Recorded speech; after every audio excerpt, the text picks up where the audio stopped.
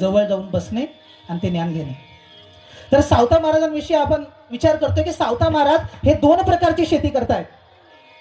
जेव्हा सावता महाराज शेत नांगरतायत तेव्हा ते फक्त शेत नांगरत नाहीत, ते शेतासोबत स्वतःचं जे अंतकरण आहे, स्वतःचं जे चित्त आहे ते सुद्धा नांगरतायत. शेत नांगरतायत आणि स्वतःचं चित्त सुद्धा नांगरतायत.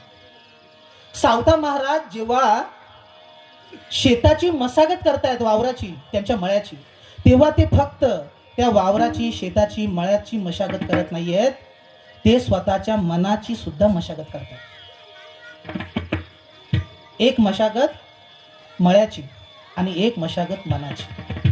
सावता महाराज जेव्हा शेतातले जे काडी कचरा आहेत ते वेचून बाहेर टाकतायत, शेतातले जे दगड धोंडे आहेत ते वेचून बाहेर टाकतात, तेव्हा ते फक्त शेतातले दगड धोंडे, काडी कचर बाहेर टाकत नाहीत, तर मनामध्ये माणसाच्या सतत, किती मोठा संत असो, सतत विकारांचे 100 कौरव आपल्यावर हमला करत असतात.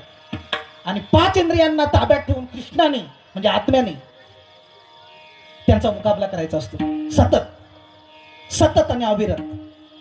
तर सावता महाराज हे जसं काडी कचर वेचून बाहेर टाकतायत, तसे मनामध्ये उत्पन्न होणारे विकार सुद्धा बाहेर टाकतायत. दोन प्रकारची शेती. नीट ऐका, बारीक ऐका. आणि भाव माझ्याकडे दे. काडी कचरा बाहेर टाकतायत, इकडे विकार बाहेर टाकतायत.